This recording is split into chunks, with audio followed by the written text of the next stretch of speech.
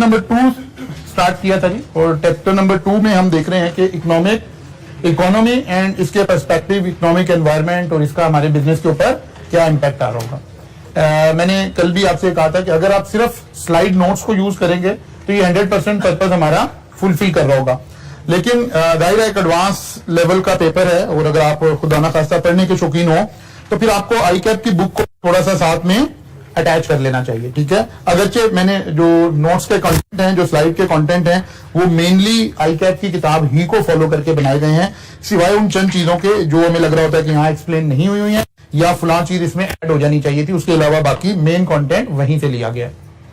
हमने कहा था जनाब हमें मैनेजरियल फाइनेंस में दो चीजें देखनी है, internal analysis and external analysis. Internal analysis के लिए हमारे पास टूल्स क्या होंगे जी, और एक्सटर्नल के लिए टूल्स क्या होंगे, इस तरह से हम स्केच लेकर चल रहे हैं। फॉर द टाइम बिंग हम एक्सटर्नल एनालिसिस के पेस्टल के जो एरियाज हैं इसकी बुनियाद पढ़ रहे हैं, इसकी बेसिस पढ़ रहे हैं। ऑल्दो यहां भी यही सारी गुफ्तगू होनी है, यहां भी यही सारी गुफ्तगू होनी है, यहां भी यही सारी गुफ्तगू होनी है। यानी हमने सिर्फ चीजों को देखने का पर्सपेक्टिव, किसी भी रिनाउंड पर्सन ने जो कुछ उस वक्त कहा, मसलन पोर्टर ने क्या कहा, बोस्टन ने उस वक्त क्या कहा BCG मैट्रिक्स के अंदर, या किसी और ने क्या कहा, लेकिन असल में जो कुछ हम डिस्कस कर रहे होंगे वो हम पहले 6 चैप्टर में ही सब कुछ पढ़ रहे हैं और बाकी चैप्टर में फिर इसके नॉलेज का इंटरप्रिटेशन कर रहे होंगे। इसलिए हमने आगाज यहीं से किया था और इसीलिए यहां से हमने इसको लेना शुरू किया। कल हमने इकोनॉमिक साइकिल को अंडरस्टैंड किया था कि इकोनॉमिक साइकिल कैसे चल रहा होता है और इसके दरमियान में डिफरेंट टर्मिनोलॉजीज कैसे इस्तेमाल हो रही होती हैं। इसको हमने क्या नाम दिया था, ट्रेंड लाइन का नाम दिया था। जो मैक्सिमम पॉइंट्स हैं उनका नाम क्या था, पीक, और जो मिनिमम पॉइंट थे ट्रफ। और मिनिमम से मैक्सिमम की तरफ जब हम जा रहे होते हैं तो उसको हमने क्या कहा था, रिकवरी, एक्सपेंशन, बूम। और अगर हम पीक से मिनिमम की तरफ जा रहे हैं तो इसको क्या कह रहे थे, कॉन्ट्रैक्शन, रिसेशन, ठीक है ना, bearish trend, bullish trend, bearish trend, ये सारी गुफ्तगू हम कर रहे थे। फिर हमने इकोनॉमिक एनवायरनमेंट को डिफाइन किया था कि इकोनॉमिक एनवायरनमेंट से क्या मुराद है, और फिर हमने कहा कि जी माइक्रो इकोनॉमिक एनवायरनमेंट क्या है और मैक्रो इकोनॉमिक एनवायरनमेंट क्या है। माइक्रो को हमने कहा कि ये वो एनवायरनमेंट है जो हमारे बिजनेस पर, हमारी फर्म पर डायरेक्टली इफेक्ट करे, इमीडिएट इफेक्ट करिए, ये सारा एरिया। और ये कौन सी एनवायरनमेंट है जो ओवरऑल तमाम बिजनेसेस को, अब तमाम में हम भी शामिल हैं, यकीनन हमारी कंपनी भी शामिल है, हमारी इंडस्ट्री भी शामिल है, हमारा सेक्टर भी शामिल है, लेकिन ये सब चीजों को इक्वली इफेक्ट कर रहे हैं, सारी इंडस्ट्री को इक्वली इफेक्ट कर रहे हैं। इसको हम क्या कह रहे थे, मैक्रो कह रहे थे। फिर हम आगे चले, हमने कहा जी इकोनॉमिक इंडिकेटर्स क्या है। हमने कहा जी इकोनॉमिक इंडिकेटर हम किसको कह रहे थे, की stats about the economy. Economy के जो की स्टैटिस्टिक्स हैं उनको हम कह रहे थे कि ये क्या है, इकोनॉमिक इंडिकेटर है। इनकी मदद से हम क्या करते हैं, एनालाइज इकोनॉमिक परफॉर्मेंस, यानी करंटली इकोनॉमी कहां खड़ी है, या प्रेडिक्ट फ्यूचर इकोनॉमी। फिर हमने कहा कि ये जो इंडिकेटर है ना, ये 3 तरह के हो सकते हैं, लीडिंग इकोनॉमिक इंडिकेटर, और फिर लैगिंग इकोनॉमिक इंडिकेटर, और फिर इसके दरमियान में कोइंसिडेंस इकोनॉमिक इंडिकेटर। लीडिंग में हमने कहा कि ये क्या है, ये मेजरेबल इकोनॉमिक फैक्टर हैं that changes before the economy starts following a trend. कोई भी इकोनॉमी में चेंज आ रही है, किसी भी वजह से आ रही है, इकोनॉमी में चेंज आने की रीजंस भी तो मल्टीपल रीजंस होंगे ना, कोई गवर्नमेंट की पॉलिसीज हो सकती हैं, कोई लॉ एंड ऑर्डर सिचुएशन हो सकती है, कोई स्टेबिलिटी ऑफ द गवर्नमेंट से रिलेटेड बात हो सकती है, कुछ भी हो सकता है। लीडिंग इकोनॉमिक इंडिकेटर क्या करते हैं, सबसे पहले इंडिकेशन देना शुरू करते हैं कि अब हम किस साइड पर जा रहे हैं। मसलन अब क्योंकि आप बिजनेस को स्टडीज आपने करना शुरू कर दिया तो आपका इंटरेस्ट और चीजों को देखने का एंगल भी थोड़ा थोड़ा मैच्योर होना चाहिए। आज शायद हम वहां तक पहुंच भी जाएं इसी चैप्टर में। मसलन आपको पता है हमारे मुल्क के अंदर गवर्नमेंट की स्टेबिलिटी रिड्यूस हुई, तो आप देखिए जिस दिन से ये खबर आई कि जी पता नहीं गवर्नमेंट रह रही है कि जा रही है, क्या हो रहा है, तो आप स्टॉक एक्सचेंज को देखें नीचे आना शुरू हो गई, और कल 1000 से ज्यादा पॉइंट, जिसको हम कहते हैं क्रैश हो गई जी स्टॉक एक्सचेंज, ठीक है ना, बेतहाशा। अब ये क्या कर रहा है, ये लीडिंग इंडिकेटर है जो हमें बता रहा है कि इकोनॉमी किस साइड पर जा रही है, ठीक है ना। लैगिंग का मतलब है बाद में ये सारा कुछ हो जाएगा, इसके बाद कुछ इंडिकेटर होंगे जो बताएंगे क्योंकि उधर जा रहे थे तो फिर ये होना शुरू हो गया। तो इस तरह से हमने 3 हिस्सों में डिवाइड किया, leading, lagging and coincident. Leading क्या कर रहे होते हैं, जब हमारी इकोनॉमी अपनी स्विंग चेंज करने लगी है, बूम से बेरिश में जा रही है, या कॉन्ट्रैक्शन से एक्सपेंशन में जा रही है, या एक्सपेंशन से कॉन्ट्रैक्शन में जा रही है, तो सबसे पहले यहां चेंज आएगी। तो जो लोग समझते हैं इकोनॉमी को, उन्हें नजर आएगा कि यार ट्रेंड चेंज होने जा रहा है। फिर कुछ चीजें उसके साथ साथ साइमल्टेनियसली उन पर इंपैक्ट आना शुरू होगा, और कुछ चीजें बाद में इंपैक्ट आना शुरू होगा। ठीक है ना, कुछ चीजों में बाद में इंपैक्ट आना शुरू होगा। फिर हमने इसकी कुछ एग्जांपल्स ली, और इस तरह से हमने ये कल का सारा एरिया इसको कवर किया। सॉरी, ये कौन से वाला? These indicators are used to assess whether any economy has reached a peak। हाँ, यानी हम ये कह रहे हैं ना कि हो क्या रहा है, लीडिंग में तो सबसे पहले लीड कर रहे हैं, ये साथ साथ कर रहे हैं। हम कह रहे हैं अगर ये वाला काम हो गया है और इससे हमें लग रहा था कि बूम आना है, अब वहां बूम आकर पता चल गया, ट्रांसलेट हो गया, इसका मतलब है ये फिर किसी हमारा जो इकोनॉमिक स्विंग होगा ना, मैं उधर ही चला जाऊं, हमारा जो इकोनॉमिक स्विंग होगा उसको कंप्लीट होना भी यहां से इंडिकेट हो रहा होगा। मसलन हम क्या कह रहे थे, हम ऐसे कह रहे थे कि ये अगर इकोनॉमी है, ये इकोनॉमिक साइकिल है, हम जब यहां खड़े थे तो कुछ इंडिकेटर हमें पता चले जो क्या बता रहे थे, पॉजिटिव। ठीक है, लीडिंग इंडिकेटर ने इंडिकेशन देनी शुरू की कि इकोनॉमी रिवर्स बूम की तरफ जा रही है। अब बूम की तरफ जा रही है, कोइंसिडेंस वाले साथ साथ चेंज हो रहे हैं। अब कुछ चीजों में चेंज आना शुरू हुई है, कौन सी? लैगिंग। जब लैगिंग में चेंज आ गई है तो ये भी बता रहे हैं कि अब इकोनॉमी ने जो बूम लेना था वो ले चुकी हुई है, बूम का मैक्सिमम आ गया हुआ। तो ये करंट इकोनॉमिक कंडीशन को भी इंडिकेट कर रहे होंगे। अच्छा जी, फिर ये सारा कुछ तो हम कल समझ गए थे। इकोनॉमिक साइकिल पे भी बात हो गई थी। ओके, इकोनॉमिक साइकिल, इसी को हम इकोनॉमिक साइकिल कह रहे थे। The term economic cycle refer to the fluctuation of economy between period of expansion and contraction. हमने यही कल भी अंडरस्टैंड किया था कि एक्चुअली ऐसा नहीं है, ना हमेशा बूम रह सकता है, ना हमेशा रिसेशन रह सकता, बल्कि इकोनॉमी इसके दरमियान में ही हमेशा मूव करती रहेगी। और इस मूवमेंट को हम क्या कह रहे हैं? इकोनॉमिक साइकिल कह रहे हैं। An economic cycle is an overall state of economy as it goes through 4 stages, जिनका अभी कल हम जिक्र करके गए थे। कौन कौन सी स्टेजेस हैं जी? एक्सपेंशन है, पीक है, कॉन्ट्रैक्शन है और रफ है। ये 4 इकोनॉमिक हमारे पास स्टेट आ रही हैं जी। Factor such as GDP, interest rate, total employment, ये सब क्या डिटरमिन कर रहे हैं? डिफरेंट इकोनॉमिक साइकिल को बिता रहे हैं।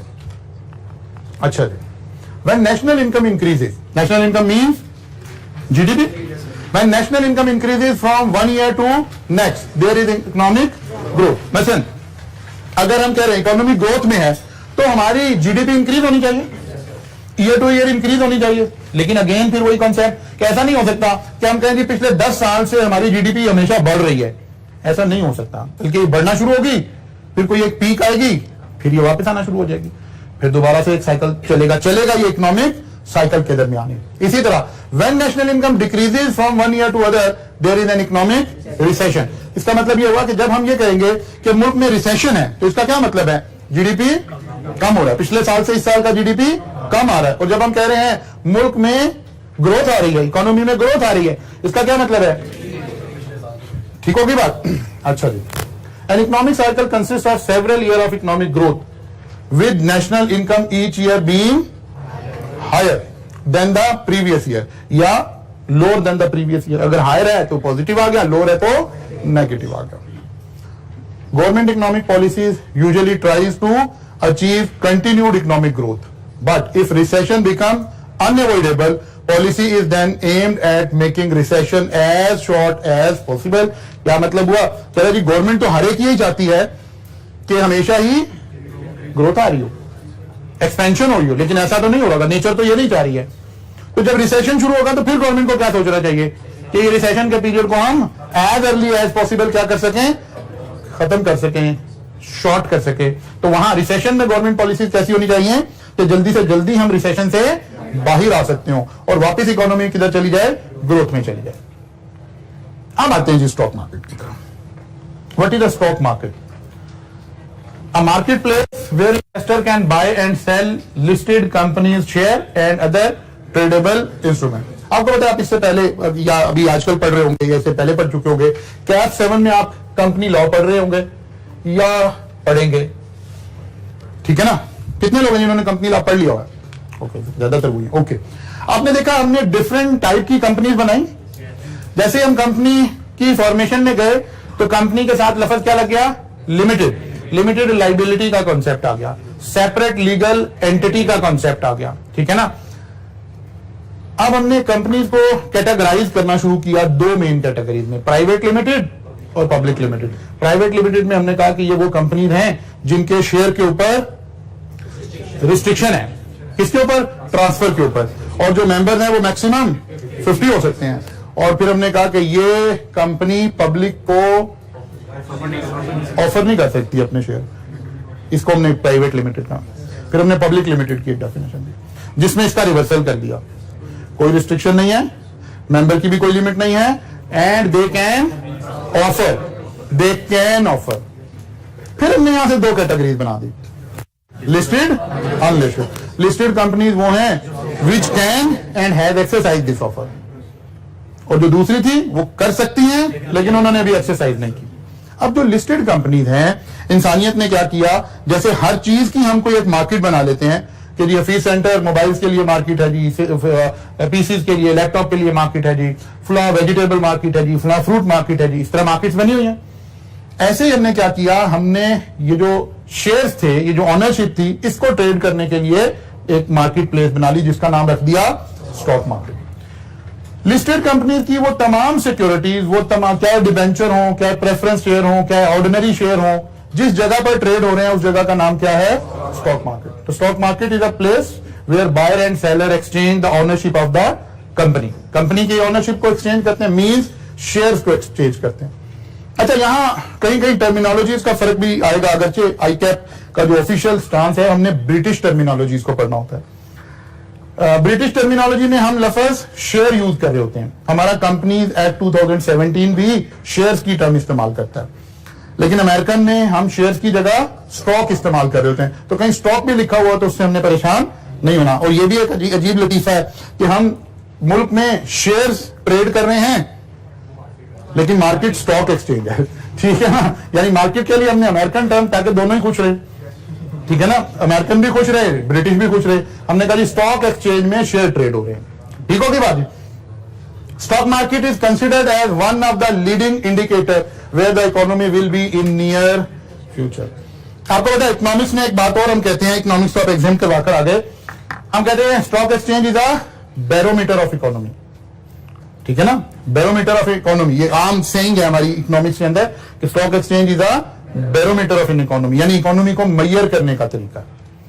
अगर स्टॉक एक्सचेंज ऊपर जा रही है, अब आप कुछ भी कहते रहे इकोनॉमी ठीक है नहीं है, इकोनॉमिक्स कहती है कि ये ठीक है।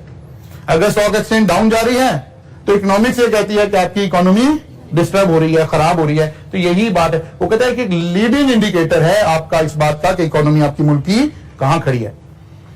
The performance of stock market is measured through stock market index. आपको पता है जब भी हम किसी सब्जेक्ट में एंटर होते हैं, किसी भी टॉपिक में एंटर होते हैं, तो सबसे बड़ा मसला पड़ता है कि यार इसको मेजर कैसे करेंगे, मतलब स्टॉक मार्केट कैसा परफॉर्म कर रही है, हाउ टू मेजर इट। तो हम चीजों को मेजर करने के लिए कोई ना कोई चीज बना लेते हैं, कोई रूल बना लेते हैं। जैसे आम मार्केट के अंदर चीजें महंगी हो रही हैं या सस्ती हो रही हैं, तो हमने इन्फ्लेशन को मेजर करने का कोई तरीका बना लिया, कंज्यूमर प्राइस इंडेक्स बना लिया, फुला चीज बना ली, कोई इंडेक्स का कॉन्सेप्ट बना लिया। मींस उसके अगेंस्ट हम चीजों को मेजर करना शुरू कर देते हैं। इसी तरह हमने स्टॉक एक्सचेंज को मेजर करने के लिए क्या बना लिया, एक इंडेक्स बना लिया जी। अदर ट्रेडेबल का मतलब यही ना, एक था ना शेयर, शेयर के अलावा debenture, preference share, right share, कुछ भी कंपनी कोई भी चीज जो सेल करना चाहती है, फ्यूचर के शेयर, ये सारी चीजें इसके अंदर आ गई। अदर ट्रेडेबल, नॉर्मली डिबेंचर और बाकी चीजें आ गई। स्टॉक मार्केट के इंडेक्स को समझने से पहले एक बात समझते हैं, मार्केट कैपिटलाइजेशन। मतलब आप कल की न्यूज सुने, अगर बिजनेस न्यूज को कहीं जगह मिल गई हो कल की न्यूज में, तो क्योंकि कल तो अलीम खान की न्यूज और बाकी लोगों की न्यूज जो थी वो जगह बनी रही ना, लेकिन अगर कहीं आपको बिजनेस न्यूज सुनने को मिले तो आपको बताया जा रहा होगा कि मार्केट कैपिटलाइजेशन इतने अरब रुपए से डाउन हो गई है, ठीक है ना। और जिस दिन स्टॉक मार्केट पॉजिटिव होती है उस दिन न्यूज आ रही होती है कि मार्केट कैपिटलाइजेशन इतने अरब से या इतनी रुपीज से इंक्रीज हो गई है। इस बात का मतलब क्या है, मार्केट कैपिटलाइजेशन से मुराद क्या है? Market capitalization is the market value of listed companies outstanding share. ये अभी जब आप दूसरे वाला पोर्शन सरदनान के साथ जब पढ़ रहे होंगे तो आप देखेंगे वहां आप कैलकुलेट करना सीखेंगे, how to calculate the share price of the company. Business valuation topic आएगा आपका, वहां आप सीख रहे होंगे कि हमने शेयर की कीमत कैसे निकालनी है। मतलब निशात मिल की आज कोई एक प्राइस है, फर्ज कर लेते हैं, ऐसे ही मैं लिख रहा हूं, फर्ज कर लें निशात मिल की आज 250 रुपीज प्राइस है, ठीक है। आप इस सब्जेक्ट में इसके जो फाइनेंशियल पोर्शन है वहां सीखेंगे कि अब नहीं छोड़े प्राइस है क्या, इसको छोड़े होनी क्या चाहिए, बिजनेस वैल्यूएशन। मैंने प्राइस कैलकुलेट की, पता चला यार मेरे हिसाब से तो 170 होनी चाहिए। इसका मतलब है ये शेयर इस वक्त ओवर वैल्यूड है, इस शेयर की कीमत ओवर वैल्यू है। तो एज ए इन्वेस्टर मैं ये सोचूंगा कि अगर मेरे पास ये शेयर हैं तो बेच देने चाहिए, मौका अच्छा है, अभी 250 के हैं, ये आगे फ्यूचर में जाकर कम हो जाएंगे। और अगर मेरी वैल्यूएशन ने मुझे बताया कि ये 450 का होना चाहिए तो मुझे फौरन सोचना चाहिए ये शेयर अंडर वैल्यू है, ये बड़ी अच्छी अपॉर्चुनिटी है, मुझे इसमें इन्वेस्टमेंट कर लेनी चाहिए। आप नॉर्मली आम जिंदगी में भी यही काम कर रहे होते हैं। आप किसी प्रॉपर्टी एजेंट के पास जाते हैं और वो कहता है सर अभी ना ये प्लॉट 40-45 लाख रुपए का है, ये साल बाद 70 लाख का हो जाना, मेरे कहने पे खरीद लें। वो क्या कर रहा है, वैल्यूएशन करके आपको बता रहा है। या समटाइम वो कह रहा था सर यहाँ प्लॉट बड़ा महंगा हो गया, आप अगर इसे बेच देना फुला जगह ले ले, वहां सस्ते हैं प्लॉट, वो बाद में महंगे हो जाएंगे। आप ऐसे ही सोच रहे होते हो। मार्केट कैपिटलाइजेशन भी एक ऐसी टर्म है जिससे हम शेयर को क्या कैलकुलेट कर रहे होते हैं। Market capitalization is the market value of listed companies outstanding share. Outstanding share का मतलब क्या हुआ, share price multiplied by number of. मसलन निशात मिल की कीमत आज क्या है, 250 रुपए। हमने ऐसे ही फिगर बोल रहे हैं, हमने क्या निशात मिल की बैलेंस शीट ओपन करते हैं, वहां कैपिटल आ रहा होगा, साथ ही नंबर ऑफ शेयर भी लिखे होंगे। हम कहते हैं कि फर्ज किया वहां नंबर ऑफ शेयर लिखे हुए हैं 10 मिलियन, 1 करोड़। टोटल कैपिटल के निशात मिल के टोटल शेयर्स कितने हैं, 1 करोड़, 10 मिलियन। अब एक टर्म हमने यहां सीखनी है, फ्री फ्लोट और टोटल फ्लोट। फ्री फ्लोट का मतलब है इस 10 मिलियन में से कितने शेयर हैं जो मार्केट में ट्रेड होते हैं। क्योंकि जो लोग लिस्टेड कंपनीज के ऑनर हैं, शेयर होल्डर हैं, डायरेक्टर है, उन्होंने तो अपनी होल्डिंग एक तरफ रखी हुई है, अगर तो वो सेल कर देंगे फिर तो वो डायरेक्टर नहीं रहेंगे। इसका मतलब है ये शेयर अवेलेबल फॉर सेल नहीं है, इसको हम कहते हैं स्ट्रेटेजिक शेयर है। एक शेयर वो है जो लोग खरीद रहे हैं, बेच रहे हैं, खरीद रहे हैं, बेच रहे हैं, ये ना डायरेक्टर हैं, ये सिर्फ इन्वेस्टर हैं। शेयर की कीमत ऊपर जाती है, बेच देते हैं, नीचे आती है, दोबारा खरीद लेते हैं। हम आमतौर पर उन शेयर को मल्टीप्लाई करते हैं। आउटस्टैंडिंग शेयर से मुराद वो वाले शेयर है जो अवेलेबल फॉर ट्रेडिंग है। It measure a company's worth on open market as well as market perception of its future prospects. अभी एक्सप्लेन होगी ये बात थोड़ी सी फर्दर। देखिए मार्केट कैपिटलाइजेशन दो तरीके से करेंगे हम। फ्री फ्लोट का मतलब है, market free float means proportion of total share issued by the company that are readily available for trading at stock exchange। क्या ये 10 मिलियन के 10 मिलियन रेडिली अवेलेबल है? नो। इसमें से डायरेक्टर के शेयर, कोई गवर्नमेंट की स्ट्रेटेजिक पोजीशन, कोई और चीजें, वो हम इसमें से माइनस कर देंगे। It generally exclude the share held by controlling director, जो मेन लोग हैं, sponsors, promoters, government and other locked in share not available for trading in the normal course। आम हालात में ये चीजें ट्रेडिंग के लिए अवेलेबल नहीं है। ये शेयर माइनस कर दिए हमने। मसलन फर्ज कर लें ये 10 मिलियन शेयर थे, इस बात पर, इस कंडीशन पर हमें लगा कि 600,000 जो शेयर हैं, 6 लाख शेयर जो हैं, 6 मिलियन बल्कि 6 मिलियन शेयर जो हैं वो तो नॉट अवेलेबल फॉर सेल है। डायरेक्टर्स के पास हैं, गवर्नमेंट के पास हैं, स्ट्रेटेजिक लोगों के पास हैं। इसका मतलब है अवेलेबल कितने हो गए फिर? 4 मिलियन। अब अगर 4 मिलियन को मल्टीप्लाई करें तो ये जो कीमत निकली है ये कौन सी निकली है? Market capitalization based on free float. क्योंकि मार्केट कैपिटलाइजेशन की डेफिनेशन अभी हमने क्या पढ़ी है, share price multiplied by number of share. Market capitalization का मतलब क्या है, share price multiplied by number of share. कौन से number of share, outstanding. Outstanding में कौन से लेने हैं, फ्री फ्लोट लेने हैं, तो ऐसे चलेंगे। ये बात समझ आ गई, फ्री फ्लोट का मतलब समझ आ गया, वो shares which are readily available in the market for trading purposes. एक फ्री फ्लोट ही आउटस्टैंडिंग शेयर है। दूसरी तरफ आते हैं फुल कैप। इस मेथड को क्या कहते हैं, फुल कैप। फुल कैप में क्या करते हैं, full cap include all of the share issued by the company. अगर मैं 250 को 10 मिलियन से ही मल्टीप्लाई कर दूं तो जो मार्केट कैपिटलाइजेशन निकलेगी ये क्या कहलाएगी, मार्केट कैपिटलाइजेशन ही कहलाएगी, लेकिन under full cap method. 10 million को 250 से मल्टीप्लाई किया, ये भी मार्केट कैपिटलाइजेशन है, but this market capitalization is called full cap method. और अगर मैं 4 मिलियन को मल्टीप्लाई करूं 250 से, ये भी मार्केट कैपिटलाइजेशन है, लेकिन अंडर फ्री फ्लोट मेथड। अब क्योंकि यहां भी एमसीक्यूज आ गए हैं, इस हाई पेपर में भी एमसीक्यूज मौजूद है, तो यहां सम टाइम तो आपको ये न्यूमेरिकली पूछ लेगा, वो कंपनी की फिगर देकर आपसे कहेगा जी मार्केट कैपिटलाइजेशन कैलकुलेट कर दें अंडर फ्री फ्लोट मेथड, या मार्केट कैपिटलाइजेशन कैलकुलेट कर दें under full cap method. Clear होगी बात? अच्छा, अब हम ये दो बातें समझने के बाद अब हम चलते हैं वापस किधर, हम तो शुरू तो हम हुए थे कि मार्केट का एक अदद इंडेक्स है, स्टॉक मार्केट की परफॉर्मेंस को कैसे मेजर किया जा रहा है, इंडेक्स की मदद से। इंडेक्स को समझने के लिए हमें मार्केट कैपिटलाइजेशन समझना पड़ा। मार्केट कैपिटलाइजेशन को समझने के लिए हमें अंडरस्टैंड करना पड़ा कि there are two method of to calculate market capitalization, one is free float and other is full cap method. अच्छा जी, इंडेक्स क्या है?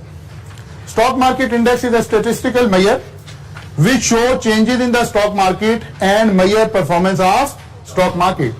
To create an index, some companies are chosen on a defined criteria to form a index. क्या मतलब हुआ? हम क्या करते हैं, कुछ कंपनीज को सिलेक्ट कर लेते हैं, एक पहले डिफाइंड क्राइटेरिया बना लेते हैं। सिलेक्ट में अपनी मर्जी से नहीं सिलेक्शन करते, ये कंपनी आ गई है, ये कंपनी नहीं, पहले क्राइटेरिया बना लिया। मसलन हमने कहा जी टॉप 100 कंपनीज, अब टॉप से क्या मुराद है, जिनके मैक्सिमम शेयर्स ट्रेड हो रहे हैं, क्राइटेरिया बन गया। कोई भी डिफाइंड क्राइटेरिया बना लिया, मसलन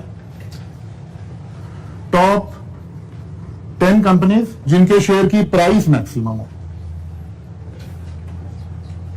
ठीक है। टॉप 10 कंपनीज जिनका डिविडेंड मैक्सिमम हो। कोई भी क्राइटेरिया बनाना है, लेकिन पहले क्राइटेरिया बनाना है, बाद में कंपनीज चूज करनी है। इन कंपनीज की कैपिटलाइजेशन को हमने एक इंडेक्स में कन्वर्ट कर देना है, ठीक है। मसलन हमारी स्टॉक मार्केट में ना कई तरह के इंडेक्स हैं। इंडेक्स का मतलब है मार्केट को मेजर करने का तरीका। Most commonly use index is called 100 index. आपने अक्सर सुना होगा आज 100 इंडेक्स में ये हुआ। 100 इंडेक्स मींस हमने कोई 100 कंपनीज चूज की हैं किसी फिक्स क्राइटेरिया के ऊपर, और अब हम जब कहते हैं ना मार्केट में आज तेजी रही या मंदी रही, तो हम असल में उन 100 कंपनीज के बारे में बात कर रहे हैं कि यार ओवरऑल इन 100 कंपनीज में क्या चेंज आई है, ठीक है। अभी मैं थोड़ा सा एक्सप्लेन करता हूं उसको। फिर एक और इंडेक्स है हमारे पास, KSE is on a specified criteria. There is another index which is called all share index. All companies are included in this index. Karachi stock, ठीक है ना, ये पुराना नाम चल रहा है। वैसे तो आजकल हम इसको पाकिस्तान स्टॉक एक्सचेंज बोलते हैं, लेकिन इंडेक्स में भी हमने उसको चेंज नहीं किया, लफ्ज ऐसे ही लिखा हुआ है, आपकी बुक में भी ऐसे यूज किया, इसलिए हम ऐसे ही लेकर चल रहे हैं। KSE 100 index, KSE 30 index, all share index. All share index means हमने कंपनी चूज नहीं की, बल्कि सारी कंपनीज इसके अंदर शामिल है। अच्छा जी, 3 इंडेक्स तो मशहूर और मारूफ ये इंडेक्स है। फिर इसके अलावा भी इंडेक्स है। KMI 30 इंडेक्स, ये असल में जो KMI इंडेक्स हैं हमारी कंपनी मुल्क के अंदर, आपको पता है, आप बैंकिंग सेक्टर में भी देखें तो हमारा बैंकिंग सेक्टर इस वक्त 2 हिस्सों में बटा हुआ है।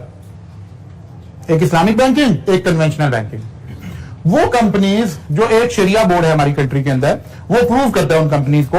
वो कंपनीज जो उस शरिया बोर्ड की कंडीशंस के मुताबिक इस्लामाइजेशन की फाइनेंसिंग यूज कर रही हैं, शरिया कंप्लायंट कंपनीज हैं, उनमें से हमने 30 कंपनीज को उठा के ये इंडेक्स सिर्फ उन कंपनीज का है जो शरिया कंप्लायंट कंपनीज हैं, जो इंटरेस्ट बेस्ड फाइनेंसिंग नहीं ले रही है। फिर इसी तरह से KMI ऑल, क्या मतलब, ये सारी शरिया बेस्ड कंपनीज ले रहे हैं, सारी स्टॉक एक्सचेंज की कंपनीज नहीं ले रहे, सारी वो कंपनीज जो शरिया कंप्लायंट हैं। ठीक है ना, एक बोर्ड बना हुआ है, वो डिफाइन करता है कि आपकी कंपनी शरिया कंप्लायंट है कि नहीं है। तो वो कंपनीज जो शरिया कंप्लायंट है, ऐसे ये 5 इंडेक्स की एग्जांपल आपके पास आ गई। अब हम किसी एक दो को देखते हैं जरा उसकी फॉर्मेशन को, लाइक KSE 100 इंडेक्स। 100 इंडेक्स क्या है और ये कैसे फॉर्मुलेट हुआ है, इसको देखते हैं। Include the largest companies on the basis of market capitalization. Criteria क्या था, मार्केट कैपिटलाइजेशन। 100 टॉप कंपनीज वो उठा लेते हैं जिनकी मार्केट कैपिटलाइजेशन ज्यादा, सबसे ज्यादा हो। मार्केट कैपिटलाइजेशन का मतलब है फिर सोचना भी पड़ेगा कि कौन सी कैपिटलाइजेशन, फ्री फ्लोट वाली या फुल कैप वाली। तो नीचे लिखा हुआ है कौन से वाला, calculated using free float market capitalization method. इसका मतलब है जब हमने मार्केट कैपिटलाइजेशन कैलकुलेट की तो क्राइटेरिया क्या रखा, फ्री फ्लोट। हमने सारी कंपनीज का तकरीबन कोई 1000 मोर और लेस कंपनीज है पाकिस्तान में जो स्टॉक एक्सचेंज पे लिस्टेड है। हमने सारी कंपनीज का फ्री फ्लोट की बेस पर क्या किया, मार्केट वैल्यू कैलकुलेट की। जो टॉप 100 कंपनी थी उनको बुनियाद बनाकर एक इंडेक्स बना लिया। KSE 100 index stocks has representation of all market sector of PSE, Pakistan stock exchange के लिए आजकल हम यूज करते हैं। The index represent 85% of all the market capitalization of the exchange. वो कहते हैं ये 100 कंपनी वो है जो टोटल मार्केट की वर्थ है उसका 85% इन 100 कंपनीज का ये। इसलिए हम कहते हैं कि असल में यही इंडेक्स है। बेस वैल्यू ऑफ 1000 एज नवंबर 1991। तो बिल्कुल इसकी कोई अहमियत नहीं थी अगर MCQs ना आ रहे होते तो, लेकिन क्योंकि MCQs भी आ रहे हैं इसलिए हमें यह बात भी याद रखनी है कि KSE 100 इंडेक्स कब शुरू हुआ, 1991 में, और उस वक्त हमने बेस वैल्यू क्या डिसाइड कर ली, 1000। मैं एक्सप्लेन कर रहा हूं। यानी हमने ये कहा कि ये जो 100 कंपनीज है ना, इनकी कोई एक मार्केट कैपिटलाइजेशन आ रही थी। ठीक है, इनकी कोई एक मार्केट कैपिटलाइजेशन आ रही थी इतने अरब रुपया। हम उस मार्केट कैपिटलाइजेशन को कन्वर्ट कर देते हैं किसमें, इंडेक्स में। एक्चुअली अगर यहां इतनी डिटेल है नहीं आपके सिलेबस में, अदरवाइज अब इंडेक्स कैसे चलेगा, हम ऐसी अंदाजन हम कहते हैं जी इस इंडेक्स में एक कंपनी है MCB बैंक। अब इंडेक्स क्या डिफाइन कर रहा है कि अगर MCB बैंक में 10 पैसे 0.1 रुपए की चेंज आए तो हम इसको क्या रिपोर्ट करेंगे इंडेक्स के एतबार से। हम कहते हैं इंडेक्स 0.001 से इंक्रीज हो गया। फिर हमने कोई और एक निशात मिल लिमिटेड, अगर इसकी कंपनी में 10 पैसे शेयर में प्राइस चेंज आए तो इंडेक्स पर क्या इंपैक्ट होगा, 0.005, और अगर नेगेटिव आए तो माइनस, पॉजिटिव आए तो प्लस। अब आज 100 कंपनीज ट्रेड हो रही हैं, कुछ की कीमत बढ़ी है, कुछ की कीमत कम हुई है, कुछ की कीमत बढ़ी है, कुछ की कीमत कम हुई है। शाम को हमने इसको मल्टीप्लाई करके इंडेक्स में एक चेंज ऑब्जर्व किया। हमने कहा आज 100 इंडेक्स 210 पॉइंट से इजाफा हुआ। तो फिर हमने पहले दिन 1000 इंडेक्स को कहा जी 1000 पहले था, 210 का इजाफा हो गया, 1210 हो गया इंडेक्स। बात समझ आई है। तो अगले दिन फिर स्टॉक मार्केट चली, कोई कंपनी बढ़ी कोई कम हुई। आज आपने काम करना है, आपने थोड़ा सा ना प्रैक्टिकल एस्पेक्ट से स्टडी करनी शुरू करनी। आज आपने काम करना है, कराची स्टॉक एक्सचेंज की वेबसाइट विजिट करनी है, वहां ट्रेड स्क्रीन लिखा होगा। ट्रेड स्क्रीन ओपन करेंगे तो आपके पास कुछ शेयर्स रेड कलर में लिखे होंगे, कुछ ग्रीन में लिखे होंगे, कुछ ब्लैक में लिखे होंगे। रेड मीन्स इनके शेयर की कीमत कम हुई है, ग्रीन मीन्स इनके शेयर की कीमत बढ़ी है। फिर अगर आप वहीं पर थोड़ा वेबसाइट को एक्सप्लोर करेंगे ना तो अलग अलग इंडेक्स में इंपैक्ट भी नजर आएगा कि इस कंपनी ने आज इंडेक्स में ये कंट्रीब्यूट किया, ये पॉजिटिव इंडेक्स रहा, ये नेगेटिव इंडेक्स। तो नेट इंपैक्ट रहा जी 1210 से इंडेक्स माइनस पे चला गया। तो फिर ये इंडेक्स हम माइनस कर देंगे। कहीं एक बेस से हमने शुरू किया, वहां से चेंज ऐड करते हैं अगर पॉजिटिव आ रही हो, लेस करते हैं अगर नेगेटिव आ रही है। बढ़ते बढ़ते बढ़ते बढ़ते बढ़ते हम आजकल रफली कोई 42-43 हजार इंडेक्स पर खड़े हैं स्टॉक एक्सचेंज में। जी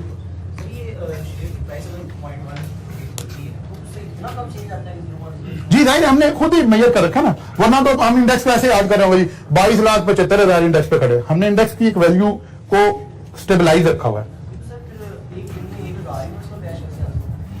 नहीं, ये तो एक पैसे की बात है ना।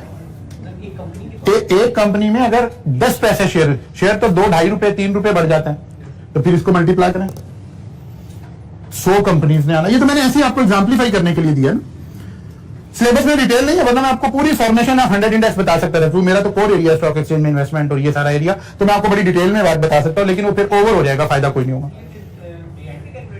साथ साथ कैलकुलेट हो रहा था हर वक्त। अगर आप अभी 10:30 बजे स्टॉक एक्सचेंज खुलेगी, 10:30 बजे इंडेक्स आ रहा होगा। अब 10 पॉइंट प्लस है, 10 पॉइंट माइनस है, 100 प्लस हो गया, 100 माइनस हो गया, 70-80 ऐसे साथ साथ सॉफ्टवेयर है, सॉफ्टवेयर बेस्ड सारा कुछ हो रहा है, कोई प्रॉब्लम नहीं। ये उस फॉर्मूला में डिफाइंड है। जब हम ये काम कर रहे हैं ना, यहां डिफाइन हो रहा है, पहले से प्री डिफाइंड है कि कौन सी 100 कंपनीज आएंगी, फिर उन कंपनीज में मूवमेंट को इंडेक्स में क्या इफेक्ट डालेंगे। आप ऐसे समझ लें, मैंने आपको पैसा से, क्योंकि वहां रियली ऐसे ही हो रहा है ना, लेकिन आप ऐसे समझ लें, एमसीबी में अगर 1 रुपया प्राइस बढ़े तो हम कहते हैं इंडेक्स 10 पॉइंट बढ़ जाएगा, और अगर 1 रुपया कम हो जाए तो इंडेक्स 10 पॉइंट कम हो जाएगा। पहले दिन जब ये इंडेक्स बनाने लगे थे 1 नवंबर को 1991 को, तो हमने जो अपनी कंपनी थी उसके इंडेक्स को एक बेस वैल्यू दे दी, क्या 1000। अब यहां से इंडेक्स का आगाज हुआ। इंडेक्स अगर हम हिस्टोरिकली देखें तो यहां से गिरते गिरते 500-600 तक आ गया, और बढ़ते बढ़ते बढ़ते बढ़ते कोई 50-55 हजार तक चला गया। आजकल हम 41-42 हजार पे खड़े। हमने कोई भी एक, जिस वक्त सोच रहे थे ना, उस वक्त हमने 100 कंपनीज को इंडेक्स वैल्यू अटैच करके इसका सम 1000 कर दिया, जस्ट टू मेजर इट। जैसे कहीं कभी जिंदगी में डिफाइन हुआ होगा ना कि 1 kg वेट किसे कहेंगे, किसे कहेंगे, नहीं, किस चीज को कहेंगे। आज तो हम ऐसे कहना 1000 ग्राम, वो तो बाद में हमने उसके वो यूनिट, पहली दफा डिफाइन हुआ होगा कि 1 kg कितना वजन होगा। उसका तो ग्राम अभी इजाद ही नहीं हुए थे, तो कोई एक इंडेक्स बना था कि अगर 1 लीटर पानी को 4 डिग्री सेंटीग्रेड पर रखा जाए तो जो उसका वजन होगा उसको यूनिट दे दिया 1 kg का इंडेक्स। कहीं से शुरू करना था ना। टेम्परेचर हमें कैसे पता चलता है कि जी 20 डिग्री है, 22 डिग्री है? कभी डिफाइन किया होगा कि यार जो आज टेम्परेचर है इसका ये डिग्री है, फिर इससे बढ़ेगा तो ऐसे बोल देंगे, कम होगा तो ऐसे बोल देंगे। हर चीज ऐसे ही शुरू हुई थी ना, कहीं एक जीरो डिफाइन करना पड़ता है आपको। आप फाइनेंस में अभी शायद अदनान साहब ने शुरू करा दिया होगा, या चलो क्यूएम में मैंने भी पढ़ाया होगा कुछ ना कुछ आपको, तो कहीं ना कहीं जीरो लाइन डिफाइन करते थे इंटीजर में। इंडेक्स में हम यही काम कर रहे होते हैं कि कहीं कोई एक वैल्यू डिफाइन कर लेते हैं कि यार यहां से आगाज करेंगे, फिर चेंज ऑब्जर्व करना शुरू कर देंगे। मसलन फर्ज कर लें जी, हम कहते हैं कि हमने एक मार्केटिंग कंसल्टेंट हायर किया और उसे कहा यार भाई आप हमारे फलां इदारे के ब्रांड को जो है ना वो बेहतर करें, स्टैब्लिश करें। ठीक है, आप ऐसा करें, मुझे अपने इदारे के आज नंबर ऑफ कस्टमर बता दें, इसको बेस वैल्यू रखते हैं, फिर आप देखिएगा कि मेरी मार्केटिंग से उसमें क्या इंपैक्ट आ रहा है। ऐसे ही सोच रहे होंगे ना, वो जो बेस रेट होगा ये वही बेस रेट है कि जिस दिन इंडेक्स बनाया उस दिन कोई एक वैल्यू रखी। अब एमसीक्यूज के हवाले से हमें जब अगले चैप्टर में यूज करना है तो हमने सिर्फ एक बात ये यूज करनी है कि भाई स्टॉक एक्सचेंज का जो इंडेक्स है ये इकोनॉमी को मेजर करने का एक तरीका है, बस। लेकिन इस चैप्टर में से सवाल आने लगे कोई एमसीक्यूज टाइप, तो फिर यह सवाल भी आ सकता है कि केएसई 100 इंडेक्स में कितनी कंपनीज शामिल हैं? 100। ये कंपनीज कैसे सिलेक्ट होती हैं? इसका बेस वैल्यू क्या थी? ये इंडेक्स कब आया? ये अब सारी बातें एमसीक्यूज की वजह से अहम हो गई हैं, अदरवाइज इनकी कोई अहमियत नहीं थी। जी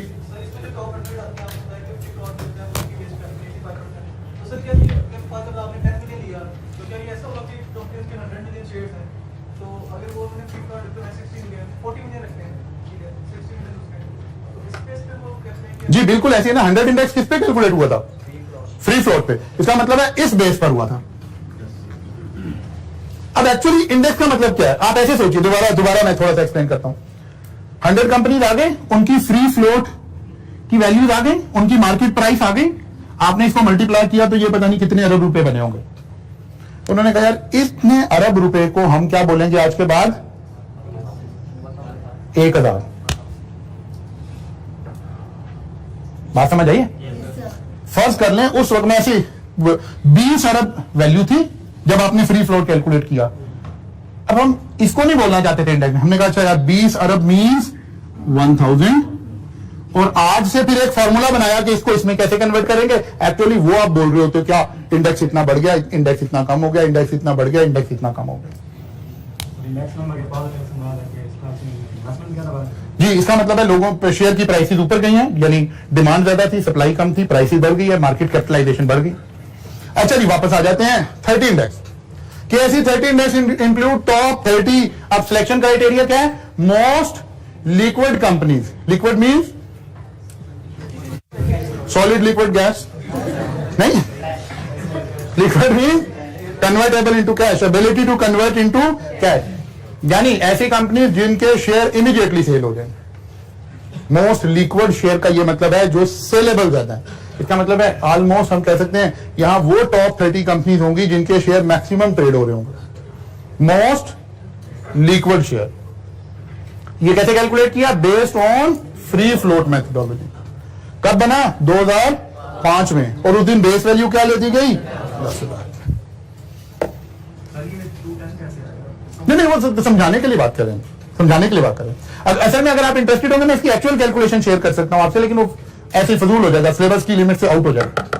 आगे जी, all share index consist of all listed companies on Pakistan stock exchange based on full cap method. बात समझ आई?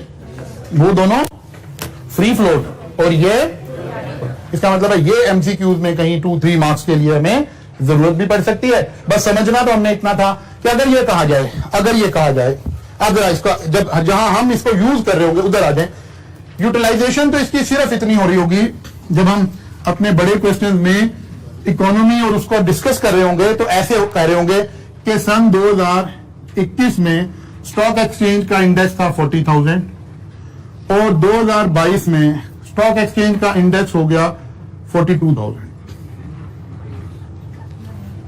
विच मीन्स इकोनॉमी कितना ग्रो किया है? कितने परसेंट? 5%। कैलकुलेट करें। 5%। इकोनॉमी में ग्रोथ कितनी आई है?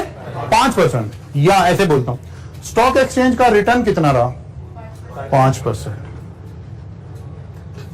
यूज हमने ये बात करनी है आगे जाके, ये तो बेस बन रही थी कि किसी टेन्योर में हम ऐसे गुफ्तगू करेंगे कि जी जब हम पहला चैप्टर दानिस्तानी पढ़ रहे, आप लोग नाराज हो जाएंगे इसलिए नहीं पढ़ रहे, तो हम कहेंगे यार ये तब्दीली कब आई थी?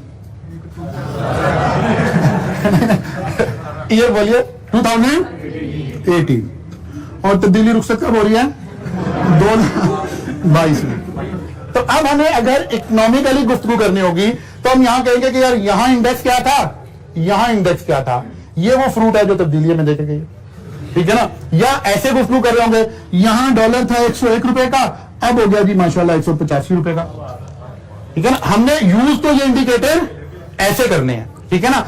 यहां जीडीपी क्या थी, यहां जीडीपी क्या है, यहां इन्फ्लेशन क्या थी, यहां इन्फ्लेशन क्या, यूज हमने ऐसे करने हैं। लेकिन जाहिर है इंस्टीट्यूट ऐसे नहीं चाहता कि आपको यही ना पता इंडेक्स होता क्या, इसलिए आपको पहले बेस पढ़ाई जा रही है कि इंडेक्स आ कहां से रहा है। लेकिन जब हमने जो असल बेस बननी है, ये बड़ा अजीब सिलेबस है हमारा, बेस बननी है चैप्टर 1, 2, 3, 4, 5, 6, यहां आप नॉलेज ले रहे हो। यूज कौन है? चैप्टर 7 एंड 8, ठीक है। चैप्टर 7 एंड 8 में ये वाली गुफ्तगू रह जाएगी जो आखिर एंड रिजल्ट में बोल रहा हूं कि जी शुरू में साल के इंडेक्स ये था, साल के आखिर में इंडेक्स ये हुआ। कौन सा इंडेक्स था? ये वाला, ये वाला, ये वाला। यहां से हम इकोनॉमी के ट्रेंड को देखेंगे, इकोनॉमी के ग्रोथ को देखेंगे। क्लियर होगी बात जी? साथ साथ कोशिश करनी है, आपने पढ़ते रहना है। बस रोजे में मैं इतना ही बोल सकता था, बाकी कल मुलाकात होगी इंशाल्लाह, यहां से आगे चलेंगे।